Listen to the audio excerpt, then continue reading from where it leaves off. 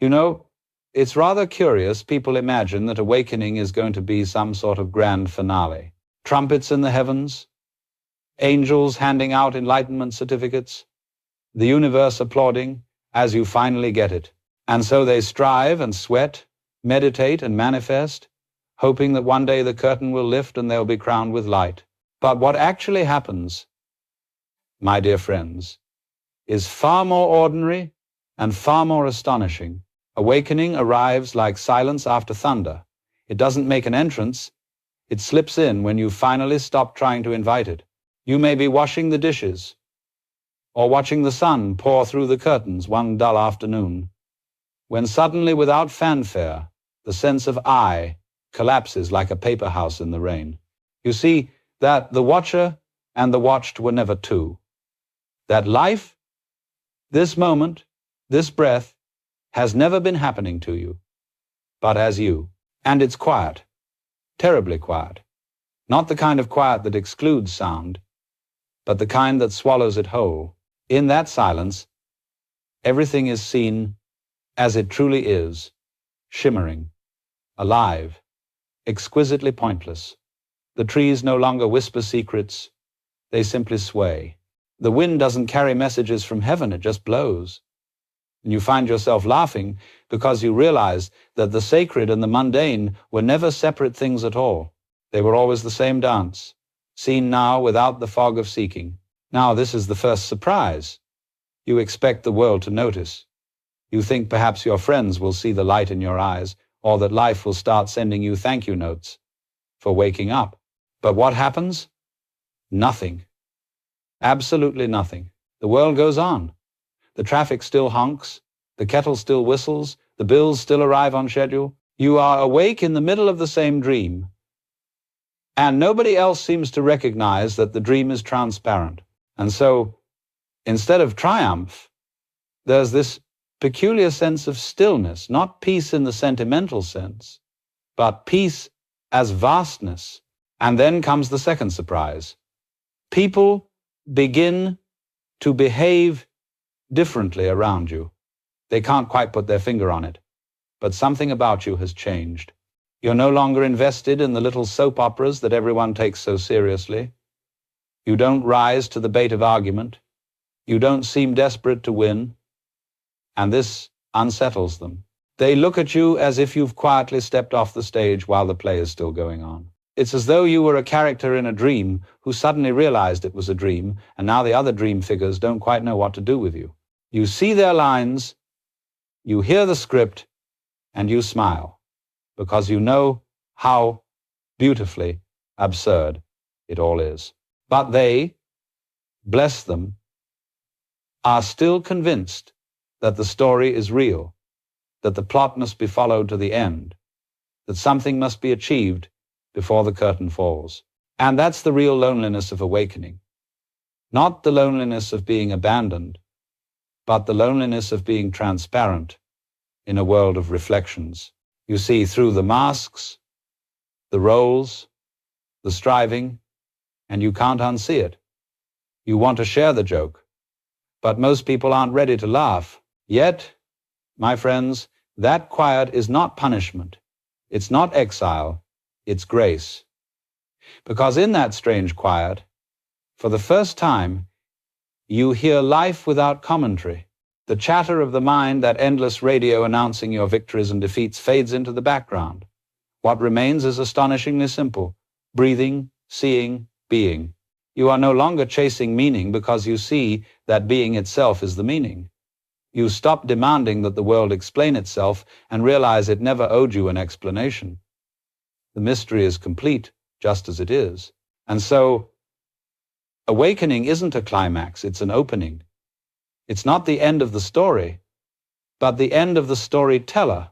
The world continues, just as it did before, but now, without an observer standing apart from it. The self dissolves, and with it, the terrible tension of being someone special who must find something special to justify their existence. And then, curiously enough, you don't vanish. You laugh, you sip your tea, you watch the rain slide down the window, and you feel utterly ordinary, but it's the kind of ordinariness that glows from within, because it's no longer trying to be anything else. So, this is the strange quiet after awakening, not an escape from the world, but a gentle return to it. You realize you were never outside it to begin with.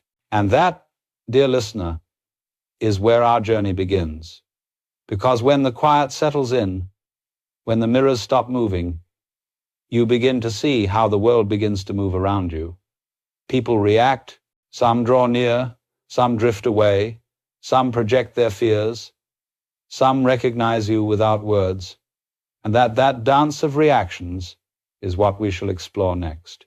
You know, it's one of the great cosmic jokes that when a person begins to wake up, others suddenly think they've become special.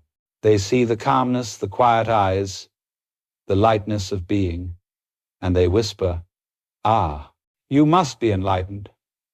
They imagine you've stumbled upon some divine cheat code for life, that you've been chosen, or anointed, or gifted with something they don't have, and it's flattering. For a while, you smile and nod, and you try not to take it seriously. But deep down, you sense a trap forming. Because, you see, admiration is a very subtle prison. When someone puts you on a pedestal, they are really putting themselves in chains. They say you are wise, which secretly means I am not. They say you have found it, which really means I have lost it. They turn you into a symbol of what they believe they lack, and that, my friends, is the greatest misunderstanding of all. For awakening is not a personal achievement. It's not something you do. It's what happens when the you that was trying to do everything finally burns itself out. And when that old you vanishes, what remains isn't a hero, or a guru, or a saint.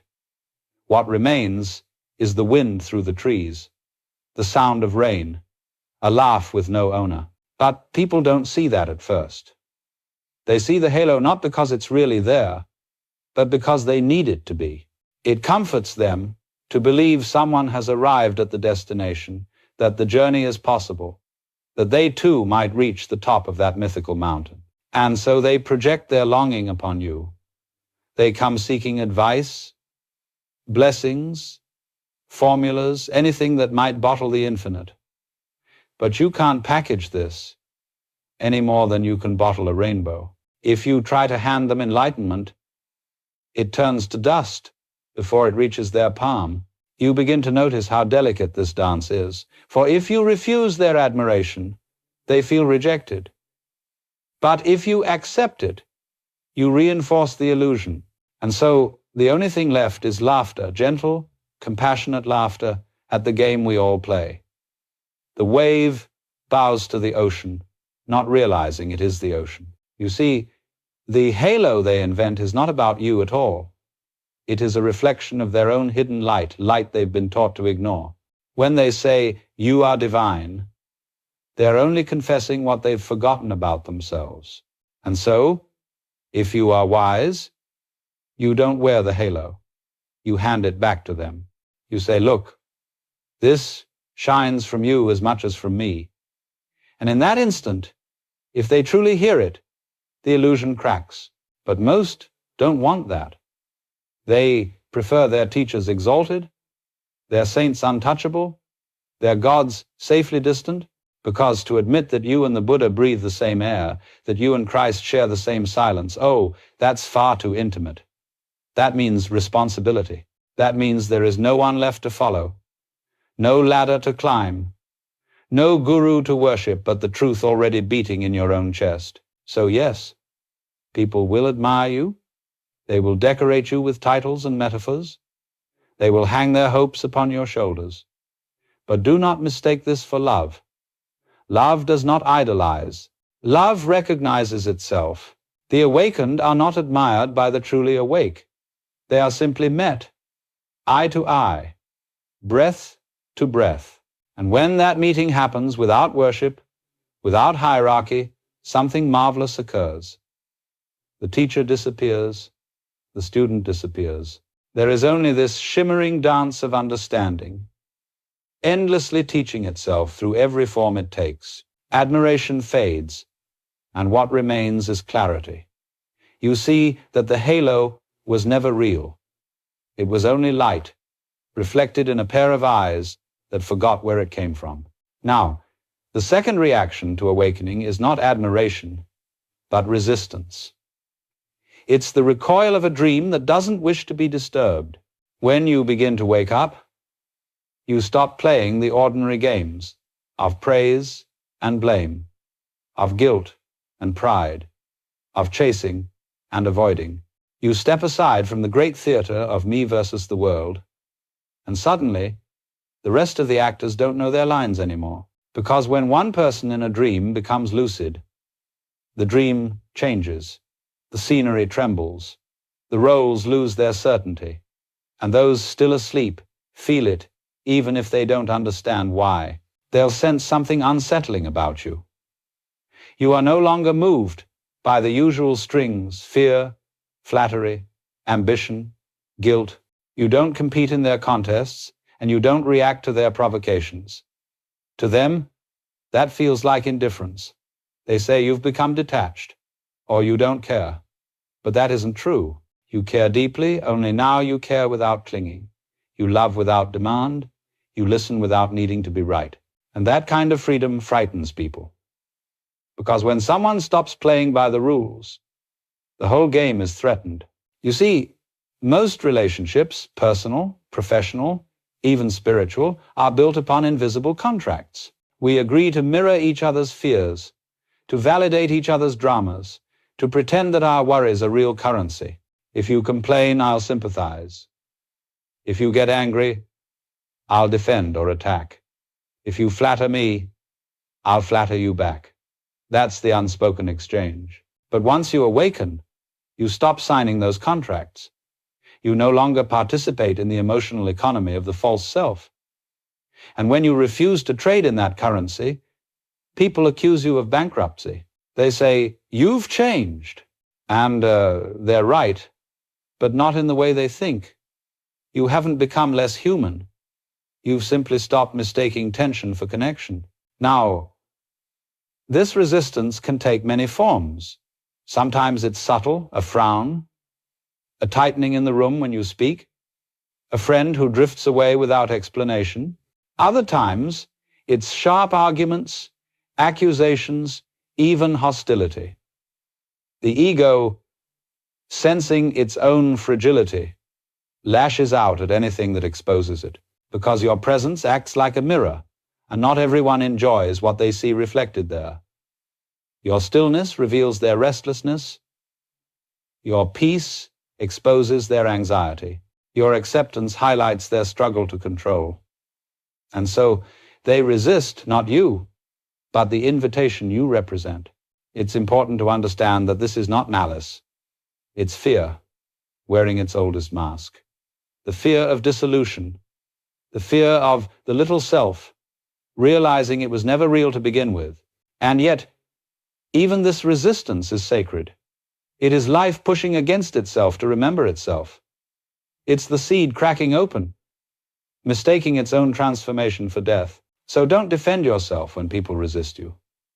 Don't rush to correct them or to prove your sincerity.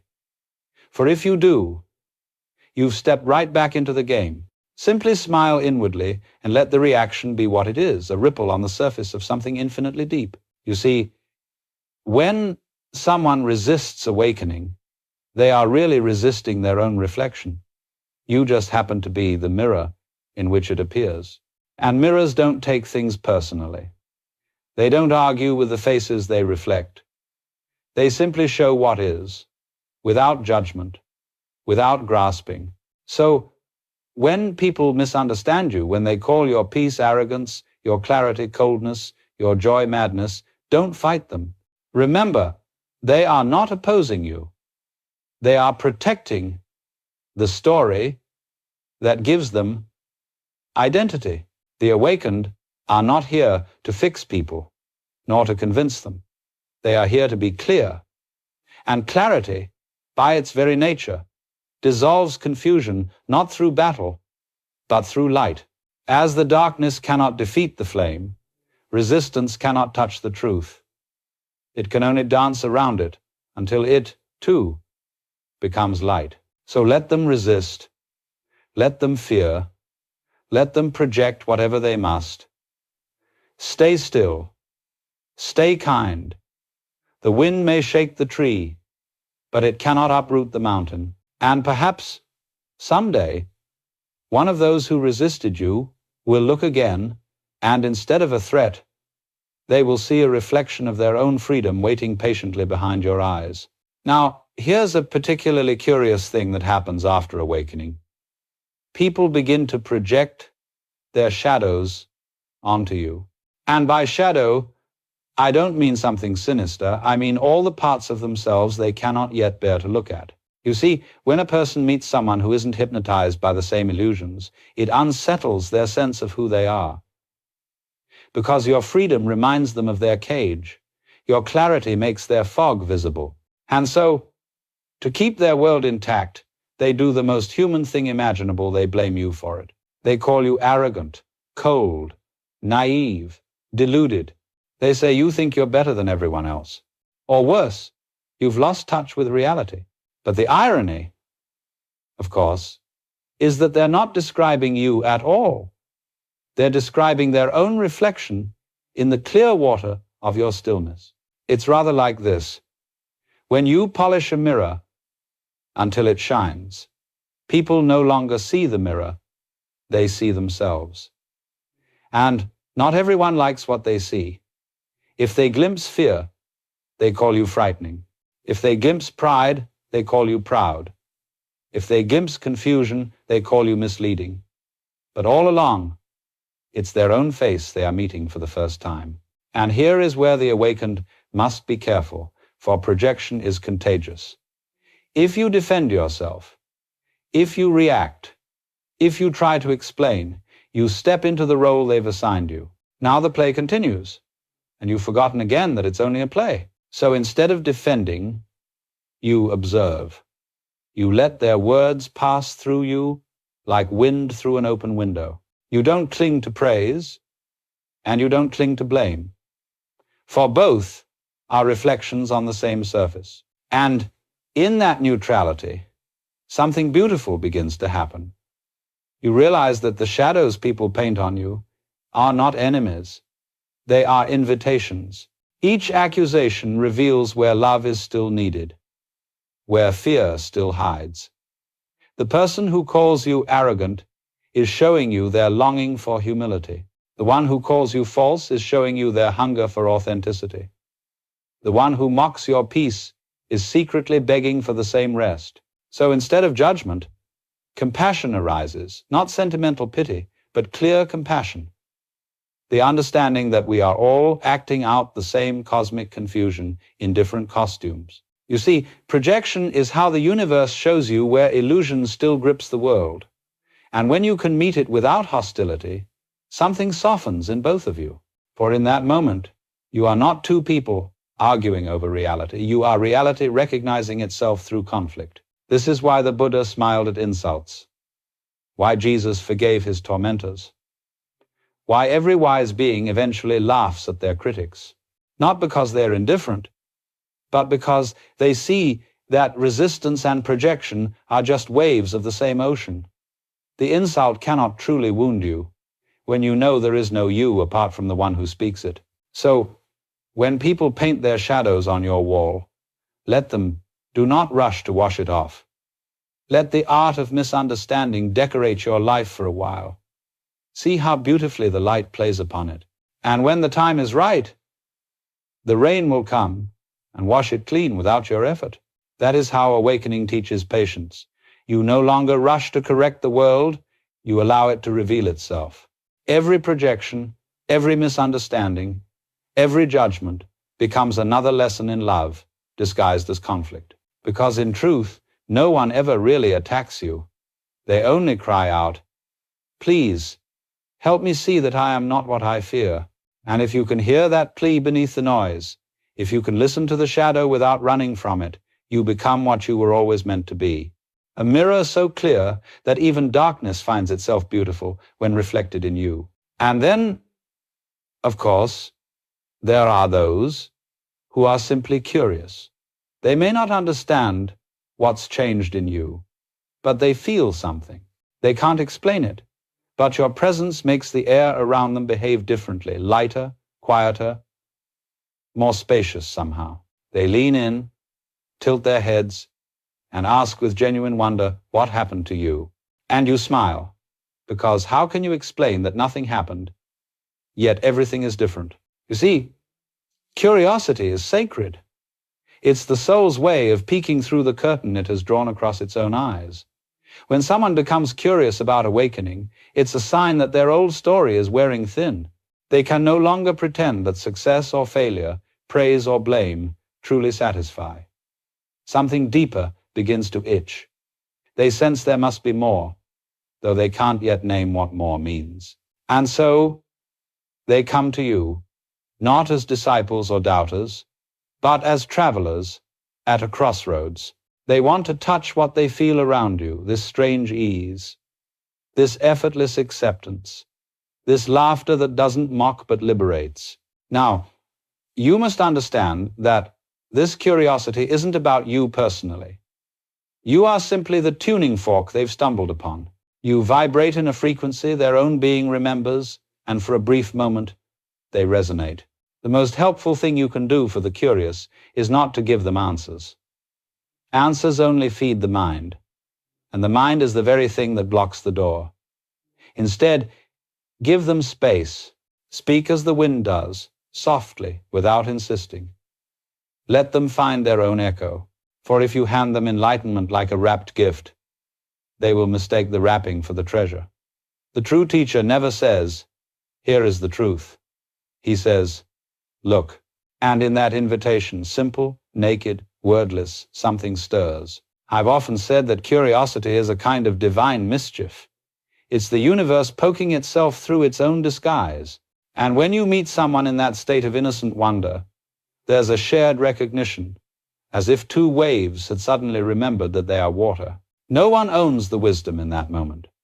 It dances between you like fire passing from one torch to another without either being diminished. This is the only kind of teaching worth offering, the sort that doesn't create followers, but mirrors. You reflect each other's awakening until there's no teacher, no student, only awareness, playing with itself in conversation. Sometimes these encounters last a moment, sometimes years. But the length doesn't matter, because what truly transmits isn't words, it's presence. The curious may forget your name, your advice, your stories, but they won't forget the way silence felt when you stopped trying to fill it. So, when you meet the curious ones, welcome them tenderly. Don't perform wisdom. Don't guard it either. Just be ordinary.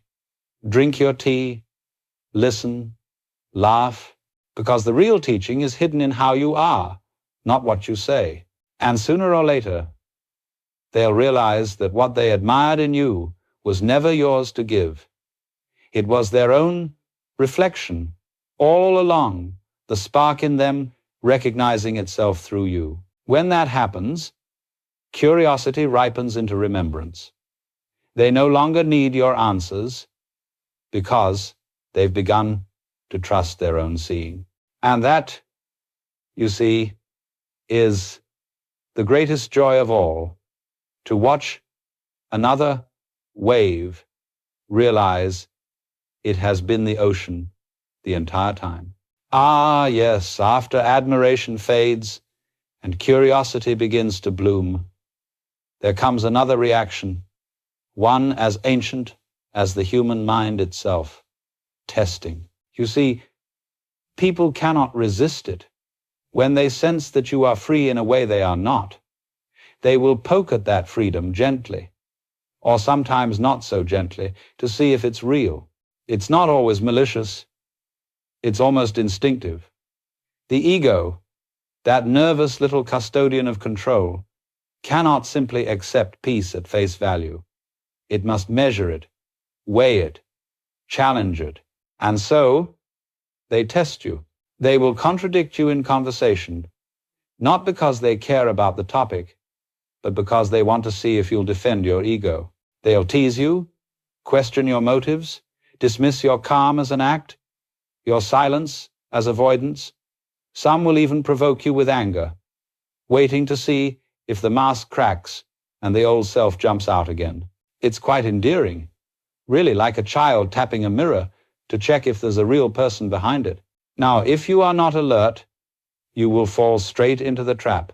You will feel the old itch to explain, to justify, to prove. You'll think, they misunderstand me, I must correct them. And there it is. You're back in the game, defending the very self that awakening had dissolved. But when you see the game clearly, you can't take it seriously anymore. You smile inwardly because you understand what's happening. They aren't attacking you. They are verifying the possibility of their own freedom. They want to know if this peace is genuine because, if it is, then their world of constant struggle might not be the only world there is. It's not you they're testing. It's reality itself. You must allow them that. Don't block their test and don't perform for it. Just be. Because stillness cannot be proved, only felt. If you meet their provocation with resistance, they will think, ah, you see, even the awakened get angry. If you meet it with smugness, they will think, so this is spiritual pride. But if you meet it with nothing, no defense, no pretense, just presence, something miraculous happens. The test dissolves. The ego cannot argue with space. It cannot insult silence. You might remember a moment in the Gospels where Jesus, when accused, said almost nothing. Or the Buddha, when mocked, smiled and asked, if someone offers you a gift and you do not accept it, to whom does it belong? These are not parables of politeness, they are demonstrations of mastery. To meet testing without reaction is not weakness, it is clarity. Because you see, truth does not need to win an argument. Fire does not need to prove that it burns. And this is what the testing soul eventually realizes. When they fail to provoke you, when their words fall into the well of your silence and return only as echoes, something stirs within them. The mind cannot understand it, but the heart does. They begin to sense that peace is not passivity, it is power in its purest form. So let them test. Let them argue. Let them call your stillness indifference and your compassion naivety. All storms exhaust themselves eventually, and what remains is the sky. You are that sky, and in time, some of those who once tested you will come back quietly, humbled, not in defeat but in wonder. They'll say, I thought you didn't care, but now I see you were simply free. And you will smile, not because you've been vindicated, but because the game is finally over. The testing ends when the tester recognizes their own reflection in the tested. There is no you left to pass or fail, only the vast mirror of awareness, endlessly reflecting itself. And then, every so often, you meet someone who knows, not knows about awakening, but from it. There's no announcement, no spiritual handshake, no, ah, you too, in dramatic tones. No, it's subtler than that, almost invisible. It happens in a glance, a shared stillness, an unspoken recognition that passes between two beings who have both stepped off the stage of becoming. You find yourself laughing for no reason. They laugh too. And in that laughter, there's the unmistakable sound of home. You see, the awakened rarely find each other through searching.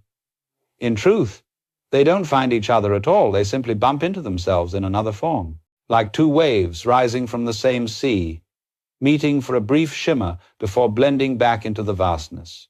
This is the kind of friendship the world has no word for. It isn't based on shared interests or mutual benefit. It doesn't depend on personality, opinion, or history. It is communion without content, presence recognizing presence, awareness bowing to awareness. And when you meet such a person, conversation becomes unnecessary, or at least entirely secondary. Words may happen, but they are like music, not information. You talk about weather, or tea, or dogs, and yet the silence between the words hums with more truth than all the philosophies ever written. It's as if both of you are in on the same cosmic joke that there was never anyone to awaken, never a path, never a goal, just this eternal now, pretending to lose and find itself over and over again. When you are with such people, you feel no need to perform, no need to shrink or shine. You can sit together and simply be. You don't need to agree on anything, because what unites you isn't belief, but being itself. And this is what makes such kinship so precious. It's free of all bargaining. There's no "I'll love you if you make me feel safe," or "I'll stay if you keep me entertained." All that falls away. What remains is the pure joy of recognition, the kind of love that asks for nothing because it already has everything. Yet, let's be honest, such meetings are rare. The world is vast, and most people are still caught in the old game of pretending to be separate. The ones who have seen through it are few, and even fewer cross paths. But the beauty of awakening is that you no longer need them. You are content even in solitude. And that very contentment seems to draw these rare souls to you naturally, as rivers find the sea without maps or effort. When such a kinship arises, it doesn't bind, it liberates. You don't clutch at it, because you know that even if they disappear tomorrow, nothing is truly lost. The meeting wasn't between two people, it was the universe meeting itself. And that meeting never ends. Sometimes, you may never see that person again.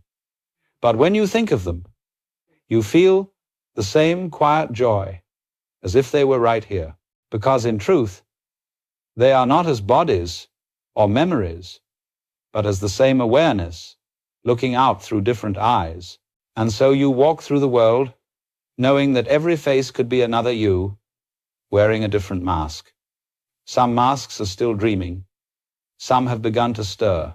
And when you meet one who is fully awake, it's like looking into a mirror that finally remembers what it reflects. There is no teacher, no student, no higher or lower, just two sparks of the same flame, dancing briefly before disappearing back into the fire. That, my friends, is real companionship, not the meeting of two minds, but the merging of silence, recognizing itself as infinite. And now we come to perhaps the most misunderstood reaction of all distance. You see, after awakening, something very natural begins to happen. People drift away, not through conflict, not through judgment, but simply because the gravity that once held you together has changed. It's like planets whose orbits have shifted. You move into a new rhythm, and suddenly you realize that not everyone can follow. The conversations that once thrilled you now sound like echoes in another language. The laughter still comes, but it no longer hooks you. The dramas that once seemed urgent now pass before you like theater, amusing, poignant, but clearly a play. And so, without meaning to, you begin to step back, not to isolate yourself, but because the old games have lost their meaning. This is the part few people talk about, that awakening is not only illumination, it's also subtraction. It is the fading of false connections, the quiet ending of stories that no longer fit. It can feel, at times, like death, and in a way, it is. The death of identification, the death of pretending, the death of belonging to what never was. You may notice friends growing uneasy around you. They say, "You're different." And they're right not because you've become superior, but because you've become transparent. You no longer confirm their illusions, and so your presence can feel unsettling. Some will quietly retreat, Others will try to pull you back into the old game, but you cannot go back. You can play along politely for a while, smile at the gossip, nod at the complaints, but something inside no longer takes the bait. You see through it all, and that seeing cannot be unseen. At first, this distance feels lonely. The world thins out. The crowd you once belonged to becomes faint. Like an echo in a dream, you can't quite re-enter. And yet, if you stay very still, you notice something remarkable. Beneath the loneliness, there is peace. Deep, radiant peace. Because the truth is, you were never alone, you were just surrounded by noise. And now, in the quiet, you begin to feel the pulse of life itself, not as something external, but as the same presence that breathes through every being. This is not isolation. It is intimacy with everything. When people fall away, you begin to see that love doesn't need proximity. You can love someone without needing to talk to them, touch them, or even see them again. The separation is only in form. In essence, there has never been two. And so, you stop clinging. You allow each person to walk their own path, their own dream, their own rhythm of remembering. You stop trying to wake them up, because you realize that everyone awakens exactly when they are meant to, not a moment sooner, not a breath too late. This is what maturity in awakening feels like. You no longer chase the company of the like-minded, nor avoid the company of the unawake. You move as water does, touching everything, holding nothing. And in this gentle detachment, love becomes purer, no longer the grasping kind that fears loss, but the spacious kind that blesses everything it touches and lets it go. Distance, you see, is not a punishment. It's a recalibration. It's life adjusting your orbit so that you can revolve freely around truth rather than illusion. The irony is that the farther you drift from the crowd, the closer you feel to the heart of the world. You no longer mistake busyness for connection or noise for meaning. You can sit under a tree, listen to the wind, and feel yourself in communion with everything that exists. So yes, people will leave. Some will forget you, some will misunderstand you, and a few will quietly thank you from afar for being a glimpse of what they might someday remember in themselves. Let them go. Let them come. Let it all move as it must, because in truth, you were never apart from them, you were only dreaming that you were separate. And now, the dream has thinned enough for the light to shine through. Distance is not distance at all. It is the space through which love breathes. You see, clarity is a peculiar thing. Everyone thinks they want it until they have it. Because the moment you truly see, you can never unsee. You can't go back to your comforting half-truths, your favorite illusions, your tidy little dramas that made life feel so wonderfully important. The curtain is drawn aside, and there stands the wizard, just smoke, gears, and a tired man pulling levers. And you laugh, but it's not mockery. It's compassion for the whole show, for the grand absurdity of taking it so seriously. Clarity is freedom, yes, but it's also a kind of homelessness. The walls of belief collapse. The boundaries of me and you dissolve. And suddenly, there's nowhere to stand except everywhere. At first, it feels disorienting. You try to reach for the old crutches, certainty, belonging, ambition, but they dissolve in your hands like mist. You realize that every structure you once relied on was built from the same material as dreams. This is the burden of clarity. You can no longer pretend. You can't worship false gods, not the gods of religion, nor the gods of opinion, nor the little idols of personal importance. You can't play at being a victim or a hero. You can't even cling to the identity of being awakened, for that too becomes a mask the moment you claim it. And yet, paradoxically, this burden is also the gift, because in losing every place to stand, you finally learn how to float. You discover that you don't need ground beneath you when you are the sky. You see, clarity strips away the unnecessary until only what is true remains not truth as a concept, but truth as the living immediacy of this very moment. The taste of tea, the sound of wind, the pulse in your chest. Simple things, miraculous because they require nothing extra. You stop searching for meaning because you realize that meaning was the search itself. You stop seeking enlightenment because you see it was never apart from the seeker. And yet, this clarity can feel lonely, not because you are alone, but because the familiar noise of belonging fades. You no longer fit neatly into the old conversations. You can't talk about life as a ladder, or love as possession, or success as a scoreboard. You can't act as if time is something you're running out of, or as if death is waiting to snatch you away. You see the futility of chasing permanence in a world made entirely of change. But here's the quiet miracle. Once you accept that, once you stop resisting impermanence, everything shines. Every leaf, every face, every fleeting moment becomes unbearably precious, not because it lasts, but because it doesn't.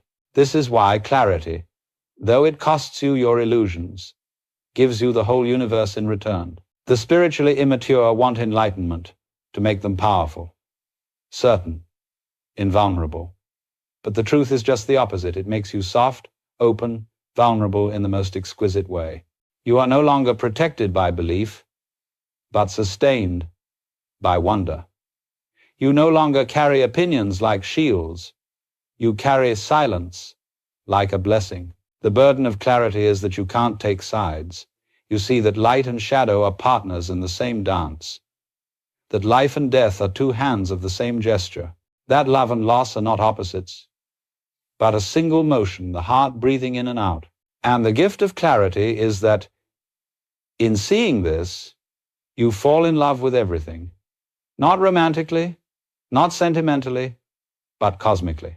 You love the beggar and the king, the fool and the saint, the laughter and the grief.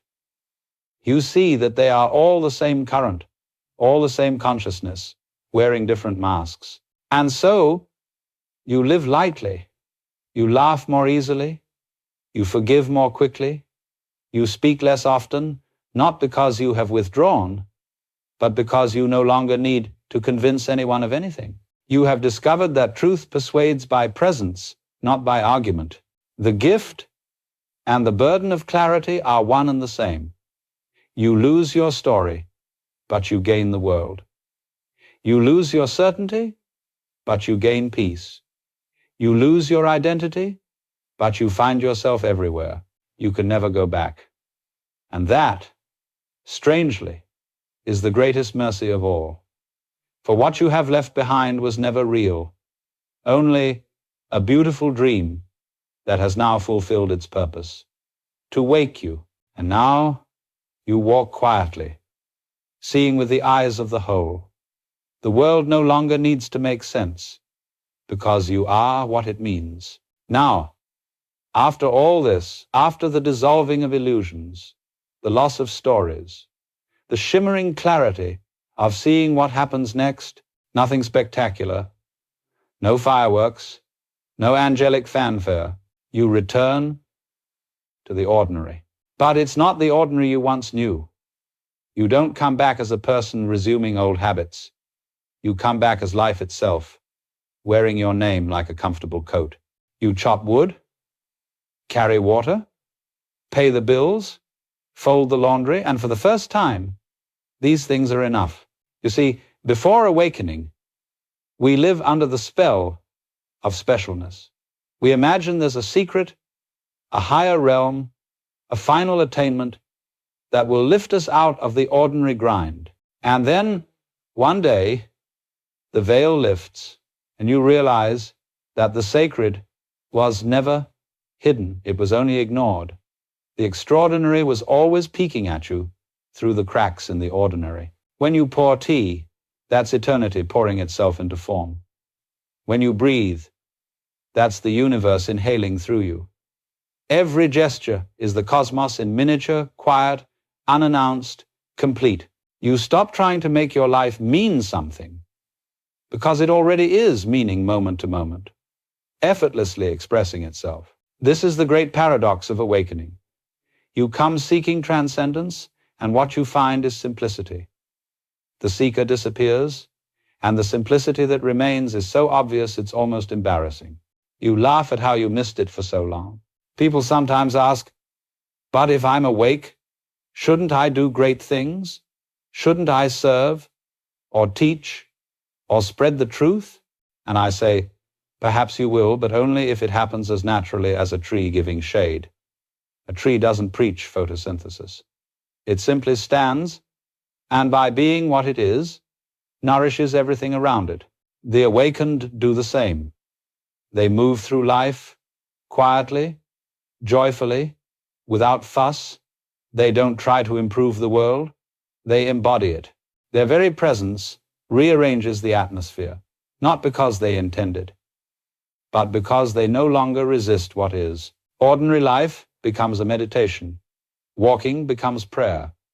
Eating becomes communion. Silence becomes song. And yes, you will still stub your toe, still pay taxes, still occasionally lose your temper. But you no longer mistake these ripples for storms. You no longer think the sky has broken because a cloud has passed by. You laugh, you apologize, you move on. You see, enlightenment doesn't turn you into a marble statue of serenity. It turns you back into a child, spontaneous, curious, unashamedly alive. You rediscover play. You can enjoy the taste of strawberries without analyzing their cosmic significance. You can dance, trip, fall, and laugh again, because nothing is at stake anymore. And in that ordinariness lies the supreme miracle, to see that there was never anything to achieve, nowhere to arrive, no higher plane to reach. Life was always the destination, hiding in plain sight, waiting for you to stop searching long enough to notice. This is the final return, not to heaven, but to your own kitchen sink.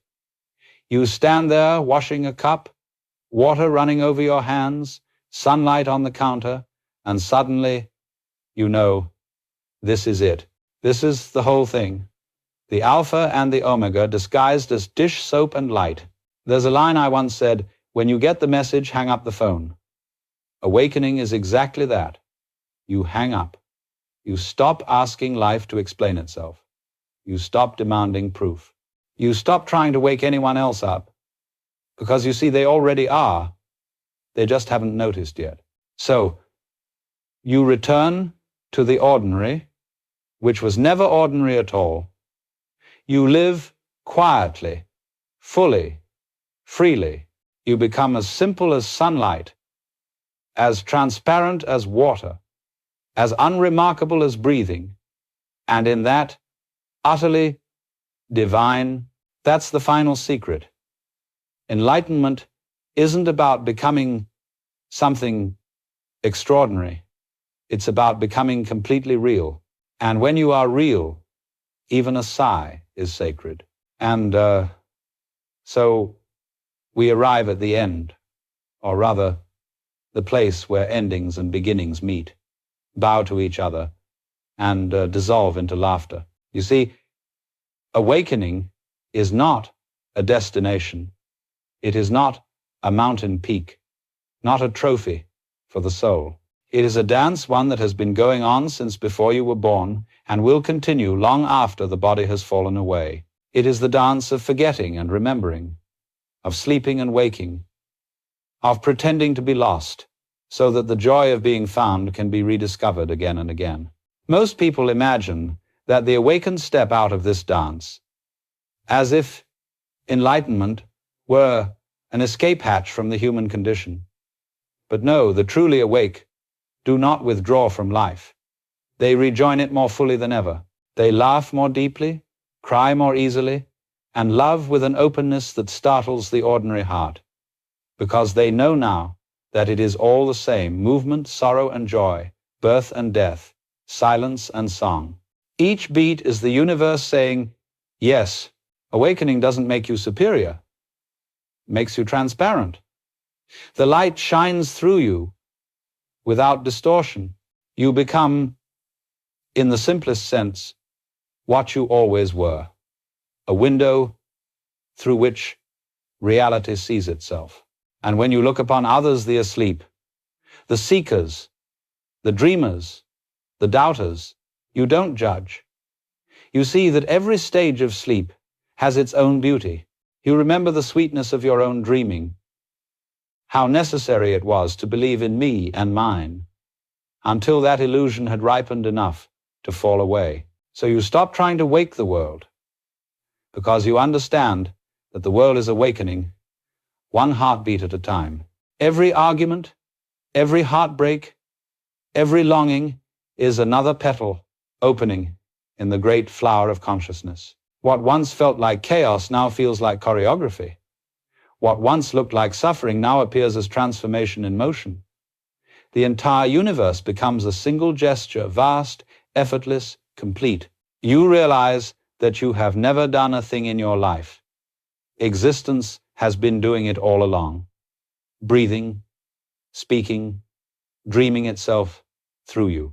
The you who thought it was in charge turns out to be just the rippling of the tide, playing at being separate for the sheer delight of reunion. And then, naturally, you laugh. Not because you've understood something, but because there's nothing left to understand. The cosmic joke lands perfectly. You were never apart from the truth, never outside of the dance, never a wave without the ocean. You simply forgot for a while, so that remembering could feel like discovery. That is awakening. The universe remembering itself as you. And after that, what else can you do but live? Not as a saint or a sage, but as life, unguarded, unworried, profoundly free.